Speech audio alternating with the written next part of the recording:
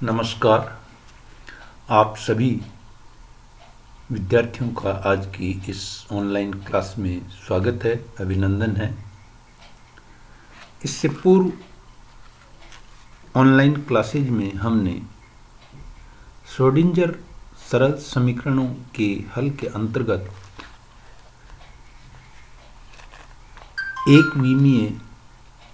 Box में स्थित कण, विभव CD एवं आयताकार जो विभव रोधिका रेक्टेंगुलर पोटेंशियल बैरियर, इन सब का अध्ययन किया था। और इसी कड़ी में श्रोडिंगर समीकरणों के सरल हल के अंतर्गत आज की जो विभव समस्या है, पोटेंशियल प्रॉब्लम है, लास्ट प्रॉब्लम है, ये श्रोडिंगर समीकरण के सरल हल के अंतर्गत। और ये जो पोटेंशियल प्रॉब्लम है, ये है वर्ग विभव को या स्क्वायर वेल पोटेंशियल। हम एक विमीय आकर्षक विभव कूप पर विचार करते हैं, जिसे निम्न चित्र में दर्शाया गया है। जो वर्ग विभव कूप है वो इस प्रकार का होता है और इस वर्ग विभव कूप को स्क्वायर वेल पोटेंशियल को हम निम्न प्रकार परिभाषित करते हैं। इसमें 3 क्षेत्र होते हैं, एक x 0 क्षेत्र, एक x a क्षेत्र और एक x<a और <0 क्षेत्र। जो x 0 और x a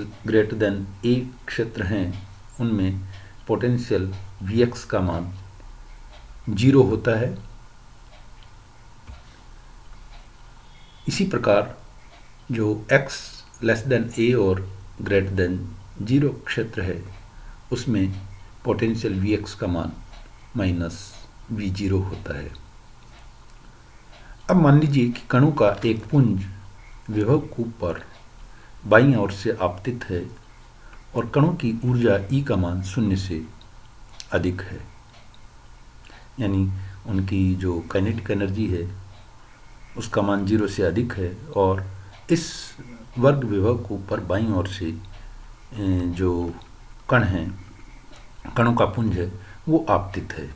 तो कणों की कुल ऊर्जा E चूंकि धनात्मक होगी और यह कण विभव द्वारा बंद नहीं किया जा सकता है, अतः विभव से प्रतिक्रिया करने के पश्चात वह कहाँ भी गति करने के लिए जो कण है वो मुक्त होता है, अर्थात इसका जो प्रकीर्णन है वो हो जाता है। चिरसम्मत भौतिकी के अनुसार किसी भी कण का कभी भी परावर्तन नहीं होगा। जो किरण पुंज बाईं ओर से आपतित है उसका कभी भी जो परावर्तन है वो नहीं होना चाहिए। अर्थात क्लासिकली हम ये मान के चलते हैं कि जैसे ही पार्टिकल फर्स्ट रीजन में x बराबर 0 पर आपतित होगा, ये इस वर्ग विभव कूप के द्वारा कैप्चर कर लिया जाएगा और इसका जो परावर्तन है वो नहीं होना चाहिए। परंतु क्वांटम यांत्रिकी के अनुसार जैसा कि हमने देखा है, विभव की सीमा से यानी x बराबर 0 से परावर्तन होगा और इसके परिणाम स्वरूप आपतित और परावर्तित कणों के साथ उनका पारगमन भी होगा। ये वर्ग चौड़ाई a और गहराई -V0 का वर्ग विभव को चित्र में दर्शाया गया है। m द्रव्यमान के कण के लिए तीनों क्षेत्रों में जो श्रोडिंगर समीकरण हैं, इनको हम इस प्रकार लिख सकते हैं। x<0 के लिए d2ψ1/dx² + 2me/h² ψ1 बराबर 0। जो तीनों क्षेत्र हैं उनके लिए पोटेंशियल हमने परिभाषित कर दिया है और तीनों क्षेत्रों में जो आपकी कहना चाहिए जो वेव फंक्शन है उनके मान होंगे ψ1, ψ2 और ψ3। फर्स्ट रीजन के लिए ψ1 होगा ये जो वेव फंक्शन है वो, और सेकंड रीजन के लिए वेव फंक्शन का मान psi2 और थर्ड रीजन के लिए वेव फंक्शन का मान psi3 होगा। फर्स्ट रीजन में v इक्वल्स टू 0 है, थर्ड रीजन में भी v इक्वल्स टू 0 है और सेकंड रीजन में v का जो मान है वो माइनस v0 के बराबर होगा। इसलिए फर्स्ट रीजन में जो श्रोडिंगर इक्वेशन है वो होगी d2 psi1 upon dx square plus twice mi upon h cross square psi1 बराबर 0, और इसको लिखा जा सकता है d2 psi1 upon dx square plus k1 square psi1 बराबर 0, जहाँ पर k1 equals to under twice mi upon h cross square होगा। इसी प्रकार जो सेकंड रीजन है x लेस देन a और x ग्रेटर देन 0, इस क्षेत्र में जो श्रोडिंगर वेव इक्वेशन है वो होगी d2 psi2 upon dx square plus twice m upon h cross square e plus v0 psi2 बराबर 0, और इसे लिखा जा सकता है d2 psi2 upon dx square plus k2 square psi2 equals to 0, जहाँ k2 का जो मान है वो होगा under twice m e plus v0 upon h cross square. इसी प्रकार third region x greater than a के लिए जो श्रोडिंगर इक्वेशन है वो होगी d2 psi3 upon dx square plus twice m upon h cross square e psi3 equals to 0, और इसको पुनः लिखा जा सकता है d2 psi3 upon dx square plus k1 square psi3 equals to 0, जहाँ k1 equals to again under twice mi upon h cross square होगा। इन तीनों जो समीकरण हैं उनके जो सॉल्यूशंस हैं वो होंगे psi1x equals to a e की power iota k1x plus b e की power minus iota k1x, psi2x बराबर c e की power iota k2x plus d e की पावर माइनस आयोटा k2x, और psi3x बराबर f e की power iota k1x। चूँकि तृतीय क्षेत्र में केवल ट्रांसमिटेड वेव होती है, पारगत तरंग होती है, इसलिए समीकरण 6 में ऋणात्मक x वाला जो पद e की पावर माइनस आयोटा k1x है उसको छोड़ दिया गया है। और अब अगर हम ये जो कांस्टेंट्स हैं a b c d f, इनका जो मान है वो हम बाउंड्री कंडीशंस की सहायता से ज्ञात करते हैं, और जो बाउंड्री कंडीशंस हैं वो ये हैं कि x बराबर 0 और x बराबर a पर जो वेव फंक्शन है वो सिंगल वैल्यूड फाइनाइट और कंटिन्यूस होना चाहिए, अर्थात x बराबर 0 और x बराबर a पर साई और इसके जो डेरिवेटिव है उनके मान कंटिन्यूस होने चाहिए। इसलिए अगर हम बाउंड्री कंडीशंस को काम में लें तो x बराबर 0 पर psi1 बराबर psi2 और d psi1 अपॉन dx बराबर d psi2 अपॉन dx होना चाहिए, और ये अगर हम कंडीशन आरोपित करें तो इससे हमें प्राप्त होगा a प्लस बी बराबर c प्लस डी, और iota k1 a minus B बराबर iota k2 c minus D, या a माइनस बी बराबर k2 upon k1 c minus D. इसलिए इन दोनों समीकरणों 7 और 8 को हल किया जाए तो a का मान हमें प्राप्त होगा a बराबर half c plus D plus half k2 upon k1 c minus D, या इसे हम लिख सकते हैं c upon 2 into 1 plus k2 upon k1 plus d by 2 into 1 minus k2 upon k1। इसी प्रकार b का जो मान है वो प्राप्त होगा b बराबर half c plus D minus half k2 upon k1 c minus D, या b बराबर इसको हल करने पर c by 2 into 1 minus k2 upon k1 plus d by 2 into 1 plus k2 upon k1। इसी प्रकार x बराबर a पर जो बाउंड्री कंडीशंस हैं वो होंगी psi2 बराबर psi3 और d psi2 अपॉन dx2 बराबर d psi3 अपॉन dx। तो इसको अगर हम इस बाउंड्री कंडीशन को अगर हम काम में लें तो हमें प्राप्त होगा c e की power iota k2a plus d e की पावर माइनस आयोटा k2a बराबर f e की पावर आयोटा k1a। इसी प्रकार आयोटा k2 c e की power iota k2a minus d i k2 e की पावर माइनस आयोटा k2a बराबर i k1 f e की power iota k1a। और इन दोनों समीकरणों को हल करने पर इसे हम यूँ भी लिख सकते हैं c बराबर f by 2 into 1 plus k1 upon k2 e की power iota k1 minus k2 into a। इसी प्रकार d बराबर f by 2 1 minus k1 upon k2 e की power iota k1 plus k2 into a।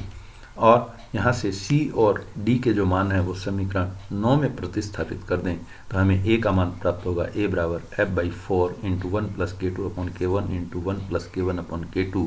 Into e की power iota k1 minus k2 into a plus f by 4 1 minus k2 upon k1 into 1 minus k1 upon k2 into e की power iota k1 plus k2 into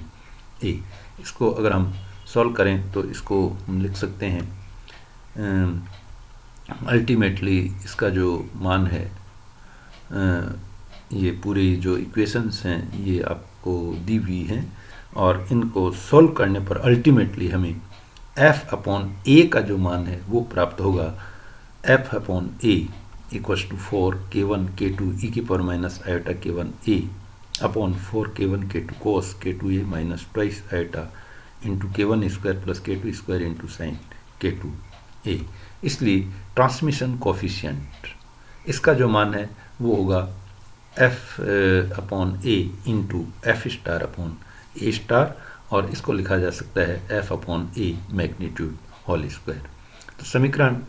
14 पारगत तरंग और आपतित तरंग के आयामों के अनुपात को व्यक्त करता है। अतः पारगमन गुणांक t का मान f और a के निरपेक्ष वर्गों के अनुपात से प्राप्त होगा, जिसका मान होगा t equals to f upon a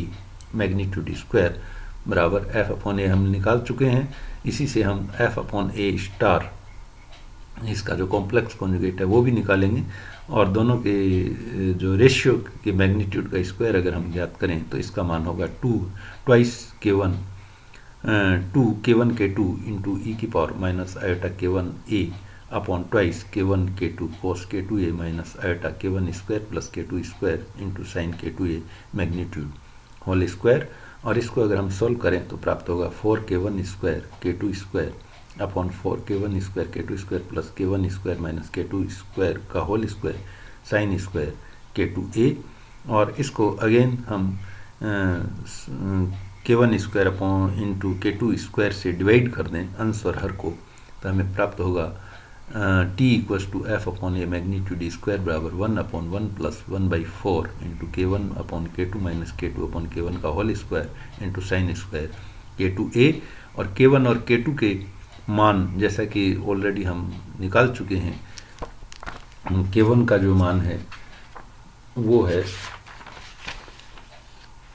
under root twice m e upon h cross square, और k2 का मान है under root twice m e plus v0 upon h cross square. ये मान रख करके इसको अगर हम सॉल्व करें तो इसका जो मान है वो हमें प्राप्त होगा t equals to 1 plus v0 square sine square k2 a upon 4 e into e plus v0 इसकी पावर -1। ये पूरा ब्रैकेट है और इसकी जो पावर है वो होगी -1। और ये जो समीकरण है ये एक बहुत ही इम्पोर्टेंट समीकरण है, और इस समीकरण की सहायता से हमें एक बहुत ही रोचक सूचना है वो प्राप्त होती है। इसके अनुसार यदि k1 बराबर k2 हो इस